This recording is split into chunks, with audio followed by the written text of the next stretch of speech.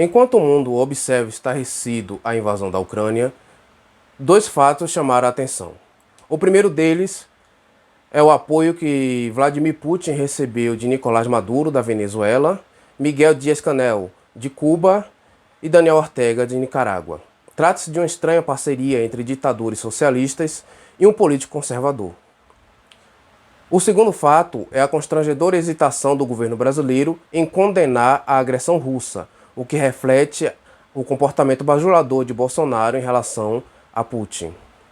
O Itamaraty, mais uma vez, demonstra estar alienado de seu histórico compromisso pela paz entre as nações. Filosoficamente falando, o que une Jair Bolsonaro e estes mencionados ditadores socialistas vai além da simples coincidência geopolítica.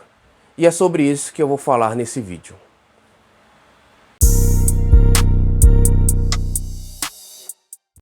Saudações a todos, aqui é Douglas Lisboa, falando mais uma vez desse humilde espaço virtual. E hoje eu gostaria de trazer um olhar filosófico sobre essa recente guerra que a Rússia deflagrou contra a Ucrânia. Mais especificamente, eu gostaria de falar um pouco sobre os traços ideológicos que estão por trás das ações de Putin. Vladimir Putin chegou ao poder em 1999. Naquela época, a Rússia tentava se inserir na nova configuração geopolítica, encabeçada agora pelos Estados Unidos, ao mesmo tempo que tentava se afastar da traumática lembrança do período comunista. Além disto, enfrentava um grave processo inflacionário, ameaças terroristas e iria se envolver, pouco depois, na Segunda Guerra da Chechênia. Portanto, o vencedor daquela eleição teria que ser uma pessoa politicamente habilidosa e de pulso firme. Este também era um ambiente perfeito para o surgimento de um salvador da pátria. Entra em cena Vladimir Putin, o burocrata. Egresso das Forças Armadas, ele já havia passado pelas duas principais agências de espionagem do seu país. O seu perfil militar, além disto, imprimia a imagem de patriotismo, lealdade e rigor. Aliás, todos esses são valores que políticos populistas, especialmente, há muito se utilizam em propagandas em seus respectivos países. Ainda em 99, Vladimir Putin divulgou um pequeno texto contendo as ideias que iriam supostamente nortear o seu governo. Como era de se esperar, há uma clara rejeição do comunismo, ainda que ele faça questão de destacar também as conquistas do período. Mas a defesa da democracia liberal é uma simples formalidade, um jogo de cena. O que realmente importava ali era uma vaga ideia de patriotismo e, mais ainda, a reivindicação da autoridade do Estado. Essas são as palavras de Putin.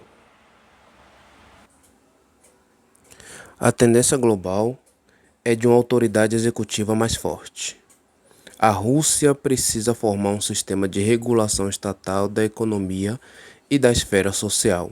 A ideologia do Kremlin está associada ao nome de Alexandre Dugin. Dugin já era conhecido de alguns membros da elite militar da Rússia, antes mesmo da época de Putin. Mas foi através deste que Dugin conseguiu repercussão nacional e internacional. Dugin tem acesso privilegiado ao Kremlin e conseguiu até mesmo emplacar alguns protegidos seus no governo. Um dos principais traços da filosofia de Dugin é o seu antiliberalismo. Ele rejeita a democracia representativa, o livre mercado e a separação entre poderes. Eis as suas palavras.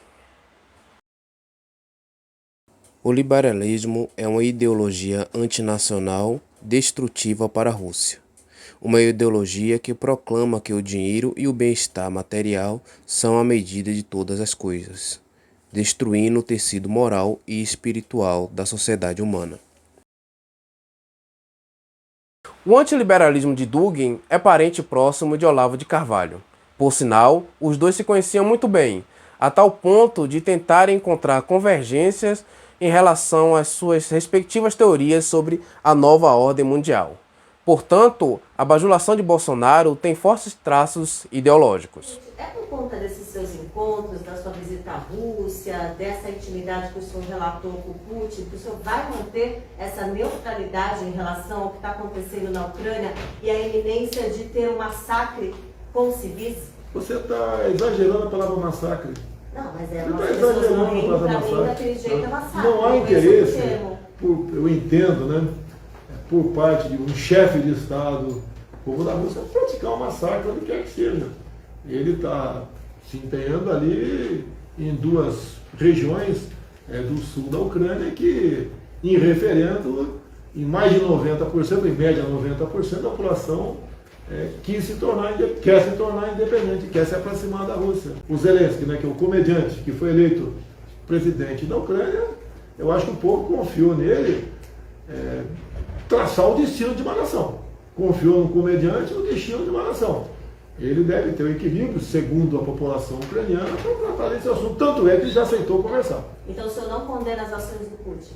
Olha, eu não tenho, eu vou esperar o relatório, como vai ser aqui, o projeto de resolução, para emitir a minha opinião. Já adiantei, trabalhamos com os Estados Unidos, ativamente, no primeiro projeto de resolução. Lá não tinha nenhuma palavra, passou, deixou de ter a palavra condenação. Dugin também defende o expansionismo russo. Desde o primeiro momento do governo Putin, Dugin já falava de uma suposta necessidade de invasão e anexação da Ucrânia, o que parcialmente foi concretizado em 2014 com a Guerra da Crimeia. Eis aqui as suas justificativas ainda em 2012. Esta guerra não é contra os ucranianos ou mesmo contra parte da população ucraniana, nem é contra a Europa. É contra a desordem do mundo liberal. Dugin repetiu o mesmo raciocínio em uma entrevista para a Folha de São Paulo na ocasião em que esteve em visita ao Brasil. Desde 2015, Dugin está proibido de entrar nos Estados Unidos. Alexandre Dugin é apenas um intelectual, um ideólogo. Portanto, não devemos exagerar na sua capacidade de influenciar um político tão poderoso. Ainda assim, a maneira como ele utiliza elementos do fascismo e do comunismo para combater a democracia liberal parece compatível com a política externa de Putin. Daí então, a parceria com ditaduras socialistas. O novo ditador de Cuba, Miguel Díaz-Canel, foi pessoalmente a Moscou em 2018 para selar acordos com Putin. Moscou também é um dos principais fiadores da ditadura venezuelana, seja através de dinheiro, armamento ou mesmo o envio de soldados e mercenários treinados.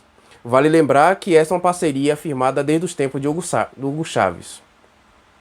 A repulsa do socialismo pelas instituições liberais, pela democracia e pelos direitos humanos faz com que esta parceria transcorra na mais perfeita naturalidade. Os acontecimentos da última semana demonstram, mais uma vez, o quão devastador pode ser o pensamento totalitário quando posto em prática. Demonstram também que a extrema-direita e a extrema-esquerda, supondo-se, é claro, que esses termos ainda sejam explicativos, compartilham do mesmo núcleo totalitário. Eis o porquê Vladimir Putin consegue exercer tanto fascínio sobre populistas de direita como Donald Trump e Bolsonaro, bem como sobre ditadores socialistas. A todos que assistiram o vídeo até aqui, muito obrigado. Peço que compartilhem o vídeo, se inscrevam. Isso ajuda muito, é um pequeno gesto, mas tem um grande significado. Me deixem também saber a opinião de vocês, através do like, através do dislike ou através da caixinha de comentário logo aqui abaixo. Muito obrigado mais uma vez, até a próxima, forte abraço.